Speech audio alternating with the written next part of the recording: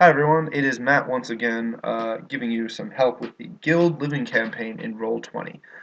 And what I really want to talk about a little bit right now is how you do more advanced macros. So in the previous video, part 2 of the character setup, I showed you how to do very basic macros. Uh, but there are some issues with those macros, which we're going to talk about. For reference, most of this material is covered in my Guide to Great Macros, which you can find on the campaign forum of the Guild Living. If you can't find this right away, it is linked both in the basic rules thread and in the new player checklist, as well as a bunch of other places. So please take this out and read this. If you feel like you're a person who learns better by reading things than by watching a video, by all means, feel free to stop this video at any time and just read through this as much as you feel like. Uh, a lot of this material comes from the Roll20, uh, their official wiki. So if you go down to the Roll20 article, they have a rather extensive article on macros, yeah, which covers a whole bunch of things. So there are two articles if you want to read the official Roll20 thing, which has very short explanations. The first one is entitled Macros, go figure, and the second one is called Dice Reference. So, uh, if you look on the Roll20 wiki, these are both very useful articles that give all of the information I'm going to talk about and more, but in a very, very condensed format. And it also lets you practice rolling dice without opening up the game if you feel like. So please keep that in mind. That is mainly where I'll be drawing these things from. So once again, this is for the Guild Living campaign. And if you open up your Guild Living campaign by hitting the handy dandy Join Game button, you will see something that looks like this. And here we have our previous character that we had set up, Example Man from before. And as we see, what we've got is a whole bunch of different powers. Okay, and listed as token actions when I click on this. So a GM has made my token after finding out that my sheet was totally ready and everything was good, and now I'm ready to play. Now, there are some issues about this. So let's take a look back at our player character. Okay, and if we look at his Valiant Strike attack that we made, okay, it will always be 1d20 plus 12 versus AC. If the attack hits, it deals 1d8 plus 6 damage.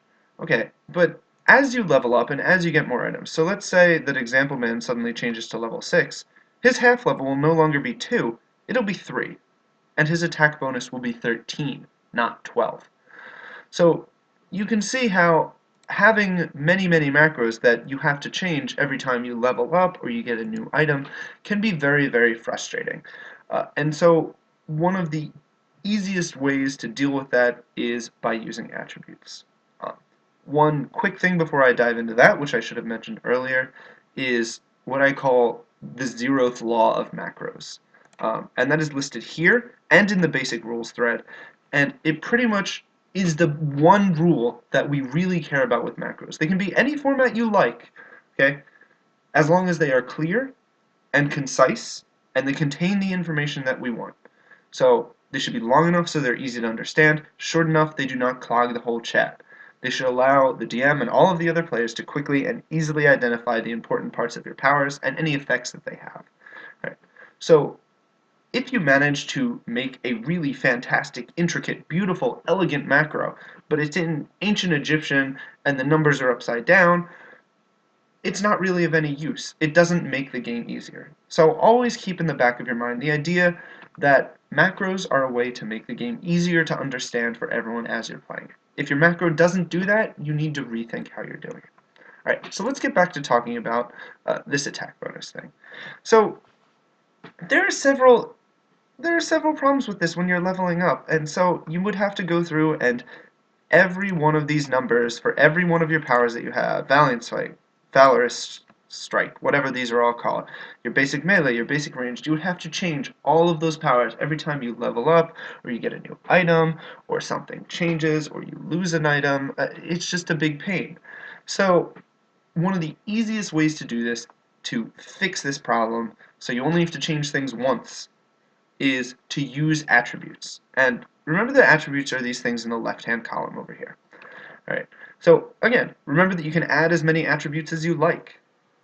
Alright, so what you could do for an attack skill is that instead of saying plus 12, it's like you could use, where does that plus 12 come from? Well, that plus 12 is my attack bonus. So one thing that you could do is you could say, alright, well why don't I just make, if my attack bonus is always plus 12, which it is, great, I'll make an attribute that's called attack bonus, or attack bonus, and I'll call this 12.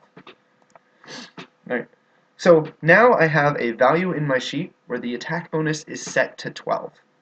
So instead of saying 1d20 plus 12, all I want to say is 1d20 plus my attack bonus from this sheet. And to do that, you use the @ symbol, the squirrely bracket, and then whatever the name of that attribute is. So in this case, ATK, BON. Okay? And then you close the parentheses. And that's all there is to it. So when you do this, and you turn on talk to myself, let me move this turn order. So you turn on talk to myself, and you test this out, okay? It will automatically roll a d20 plus 12. Alright, you know, that does the same thing as before. But what's good about it now is that you can change this. So say I level up and I get a new item, and now my attack bonus is 14. Alright, roll this, okay, and now it rolls a d20 plus 14 instead of a d20 plus 12. Sorry. Okay. So this is a very straightforward and easy way to do this. You could just do this as an attack bonus. You could do a similar thing where you make an attribute called damage bonus, and you have that called out. This is some basic programming thing, so please remember that you need to spell it the same way both times. So say my damage bonus is plus 6 for now. Alright, gonna save my macro, gonna roll it again. Alright, it says 1d8 plus 6, 1d20 plus 14. Alright, let's change my attack bonus to 60, and let's see what happens. Okay. Well, I done messed up, don't I? What the heck did I do? Did I not save it? Shit. Oh, there we go. It does work. Sometimes it takes a second for Roll20 to catch up. And since I'm too lazy to restart making this video, I'm just going to leave it in there complete with me messing up. So keep that in mind, that when you're doing macros, no matter how experienced you are at this, you're going to make mistakes or things aren't going to go perfectly. And don't let that get you down. Alright, if you need help with it, the GMs and the other players are really good about it. There are several guides that I have written and that have been written across Roll20 and on the Roll20 wiki that you can use. These are all very worthwhile tools that are accessible to you, so don't give up, because you can do a lot of different things with macros. So that's the first way you could use attributes. Some people like doing it this way, where they just have the attack bonus and it's one number that they change, but I like doing it a little different way, and whatever way you do it, again, as long as it works, is up to you. So where does this attack bonus come from? This plus 12 comes from the strength mod, the half level, the proficiency, a feat bonus, and enhancement bonus. So let's add those in. We have most of those already on our sheet, so instead of just saying plus attack bonus, let's say plus, well, it comes from strength, it comes from half level, those are already on our sheet, okay? What else does it come from? Proficiency, feat bonus, and enhancement bonus. So if we want to add those in, we need to make new attributes for those. So the feat bonus comes from expertise, so I'll call that expert, and that has a bonus of 1. The proficiency bonus, I'll call that prof, that has a bonus of 3 for a longsword, and the weapon enhancement, I'll call wenche, and that has a bonus of 2. So then you say 1d20 plus strength plus half level plus at expert plus at prof plus at weapon enhancement. Forgot for a second. And again, if we fill in the correct values, which we already did, save this, and then we try to roll it, okay, it will add all that up for us. So you can see all the individual bonuses here. You get a 4 from your strength, a 2 from your half level, a 1 from your expertise, a 3 from your longsword proficiency, and a plus 2 from it. And you see it still adds up to 12. Okay? So if you prefer to keep track of all of these things individually or all together, it doesn't matter as long as it works for you. So that is how you use attributes in a very efficient way. That way, all you have to do when you level up is just change the numbers, same as you will change them on your sheet as you level up, and you're good to go. You don't have to bother about copying and pasting, like changing all of the plus 12s to plus 13s or plus 14s. Right? As long as you just change this one number, everything else will change along with it. Right? So I strongly recommend using these, even for the most basic, earliest, noobish players. Using something as simple as the attack bonus thing will save you a lot of time as you level up, especially during the first few levels when you gain new half levels and new items and things like that. So that's all I have to say on attributes. Um, the next thing I want to talk about is something called macro prompts. So this is part 2 of this. And macro prompts are things that, in a macro, prompt you for something. Pretty straightforward, right? And you know, you might think, okay, why does this little piece of code need to ask me a question? Well, there are all sorts of conditional modifiers that need to happen. And if you look at your sheet, you can see, all right, when I'm bloodied, I get a +1 bonus to attack rolls. All right, well, that's like the least of the things. Many of the classes and characters in 4th edition give bonuses to their teammates, or give penalties to their enemies. So if you have bonuses or penalties, it'd be nice if you could add those into this attack roll, so that you don't have to worry about, you know, tacking that on and trying to remember everything. So the way you can do a macro prompt is you can have it ask you for something. So let's say I want this to ask me for an extra bonus to attack. Maybe say I get like a +2 for combat advantage, or I have to worry about that +1 for when I'm bloodied. So to do that, you just add it as a bonus, and you preface that. You add it onto your attack roll, and you do question mark, open curly bracket, and then you give it the name of whatever you want. So for instance, if you want to say bonus, okay, then you hit the vertical line above the enter key, and then you say what the default value is. So let's say our default value for a bonus is 0. Okay. And you can even write a little reminder for yourself in here. Bonus +1 if bloodied. 0. This will include this prompt as part of the calculation. So let's try and roll this. Well, what happens before it even rolls it, nothing is shown up from us in the feed, is it prompts us for this. And so it says bonus +1 if bloodied. So let's say we have a +1 because we are bloodied. Right? Now you notice that it rolls all of these numbers together. We rolled an 11 and we got a 24. So our total attack bonus now was +13 because it included that +1 from before. I'm actually going to, for the sake of simplicity, get rid of this plus strength plus half level plus bonus thing. I'm just going to reduce this back to the plus at attack bone. Okay. So it'll be easy to say, change this back to 12, and change this back to 6. Save it again. Alright, so say one of our allies gives us a +4 to attack, alright. We got a +12 from our normal attack bonus and a +4, which is already factored in. And this is something you should do for every single attack macro because it's so simple and it saves you so much time. And you can do this for the damage too. So say we say this is damage bonus, right? And we'll say the default damage bonus is 0. Right? Save it again, try it out. Right? Let's say we have a +2 to attack and a +2 to damage. Right? Now we see we rolled a 6, +14 is 20, and here we rolled a 2, +6 +2 is 10. So this is very, very useful. As an aside note, as a DM, it's actually really useful to have people prompt for bonuses because it makes them think about what bonuses they have. Do they have combat advantage? A lot of times, someone will just forget that they have a bonus or they'll forget they have combat advantage, but when they're prompted for it, they'll go, oh yeah, I have a +3 because of, you know, what Verst gave me. So those are very useful things to have. So those are useful for everyone. Universally, those are super duper worthwhile things. Another thing that is worthwhile for absolutely everyone, no matter who, is organizing your macros. So if you go into your settings tab and you scroll toward the settings, Roll20 has a feature, which most people would call a bug, where it will automatically alphabetically sort your token actions. Okay? Unless you name your things 1, 2, 3, 4, 5, 6, and 7, that might be a bit of a struggle for you. So what you want to do is you want to uncheck this box so that your token actions will appear in the order that you want them to.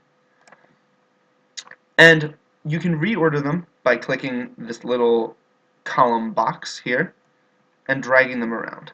So say I want Valiant Strike to be at the top. Okay. Sometimes it takes a second for it to think about it, whether it wants it to be there or not. And then your computer freezes. Good. Okay. And you can drag it around again to make sure it's stuck there. Sometimes it has issues, so you might have to drag it twice. So let's say I want Valorous Smite to be after Valiant Strike. Okay, put that there. Give it a second for it to think about it again. Okay. And then put it back there. And then I want my initiative. After that,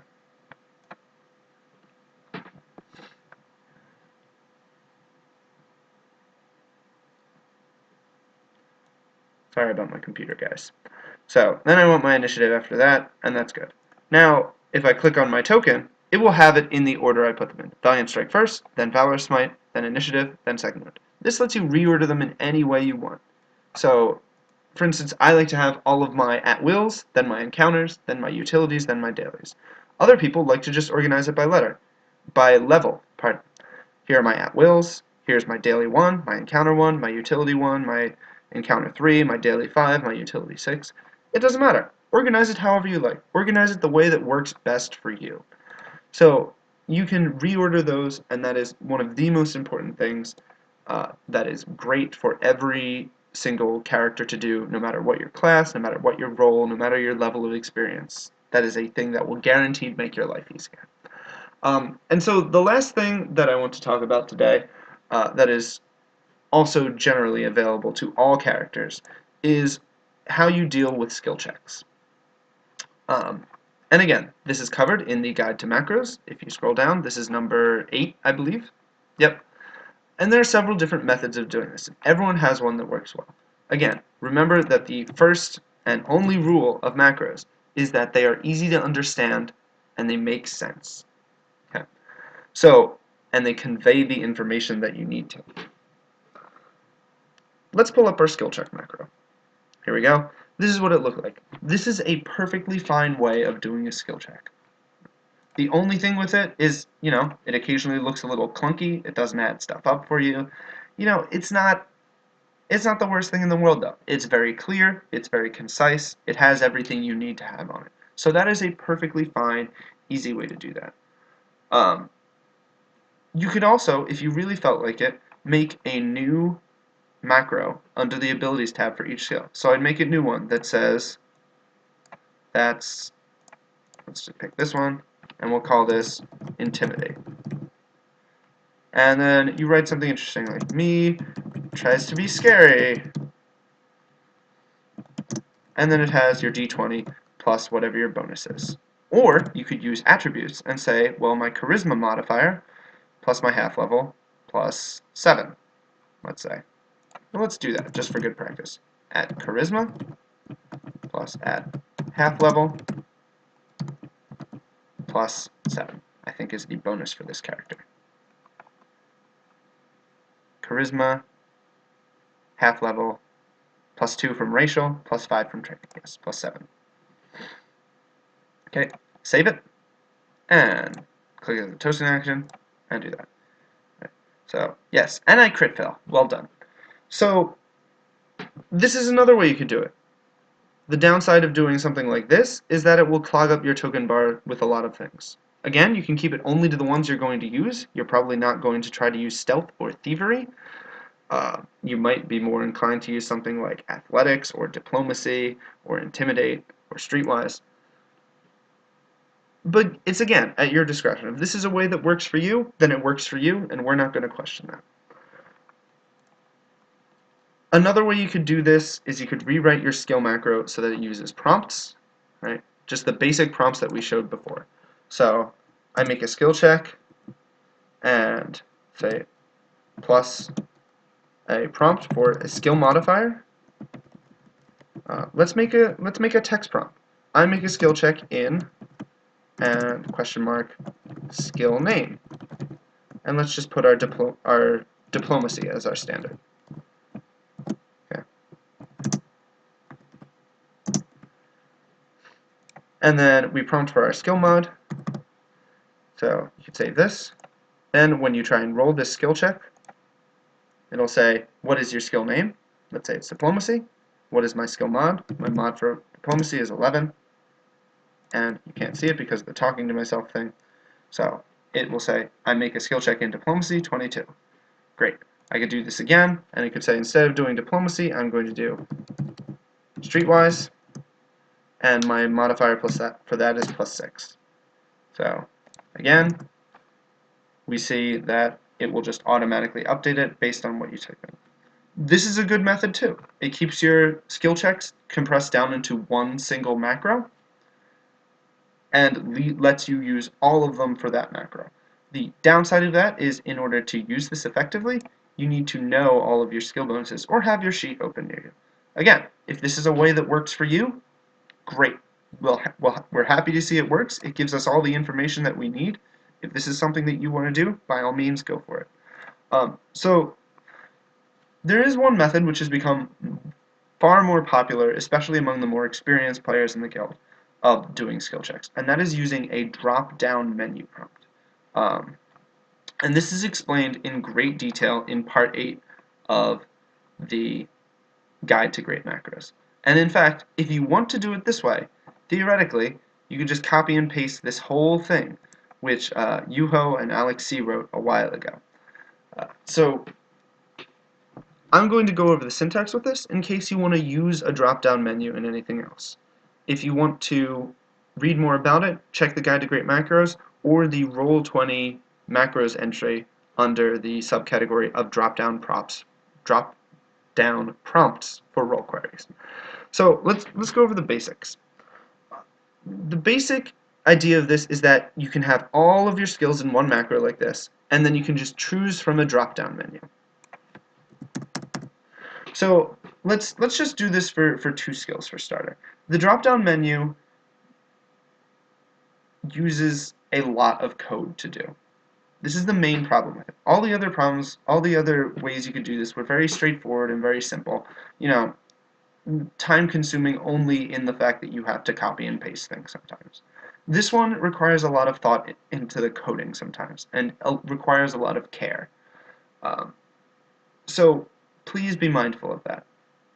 So the basic format of this is similar to that of the regular prompts, where you put a question mark and then an open bracket.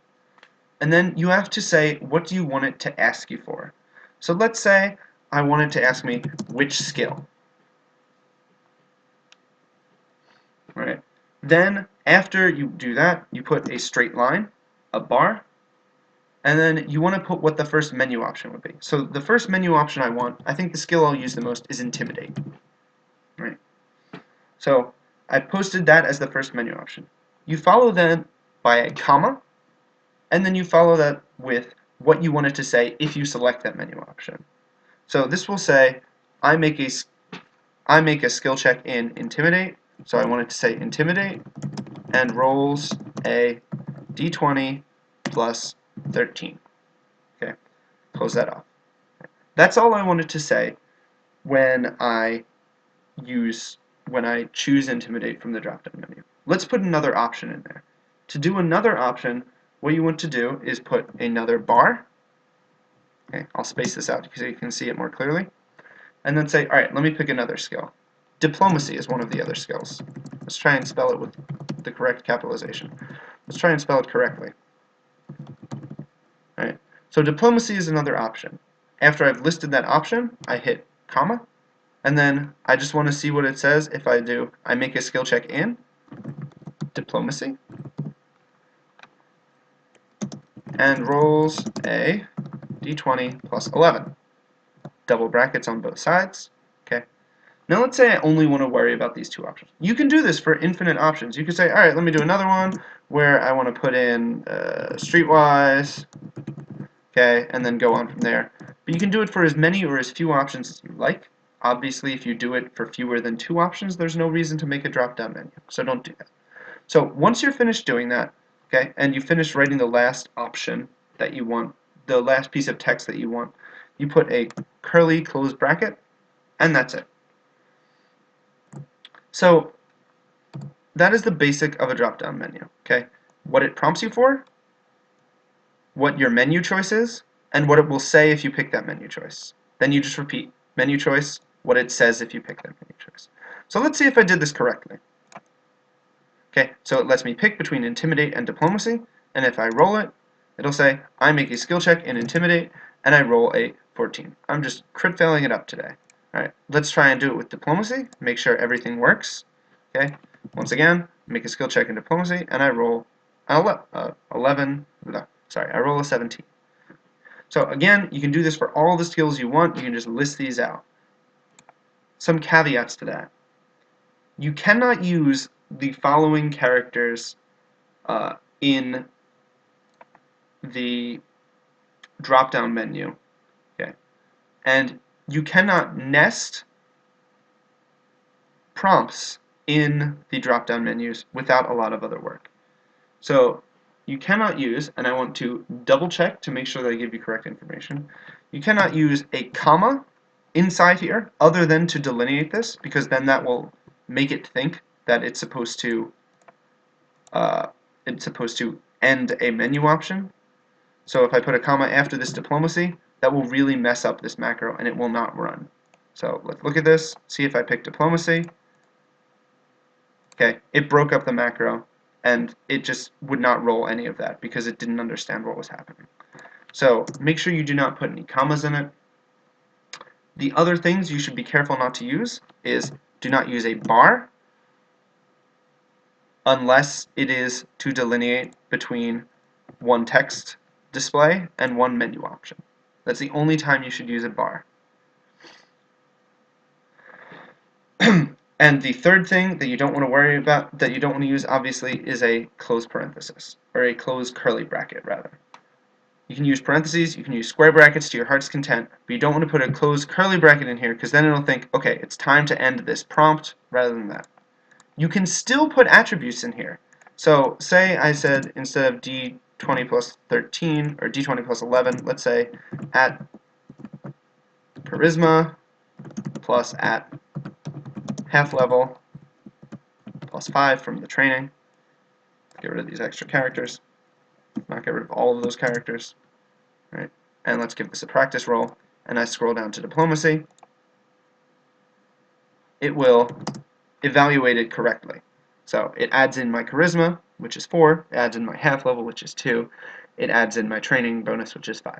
And it all adds that together. Okay. You can use these curly brackets when you're talking about attributes because of the order of operations. If you want to read more about this, there are plenty of articles on the order of operations of Roll20 on the Roll20 wiki. But suffice it to say that you should avoid using commas, bars, and end curly brackets inside this, which means that it's hard for you, if you were thinking of using drop-down menus for attacks, okay, it'd be hard for you to make a nested thing where you put, say, a prompt for attack bonus and 0. Because what you've done is you've just added 2 forbidden characters. 1, this bar, 2, this curly bracket. There are ways around this, but they are somewhat complicated and cumbersome.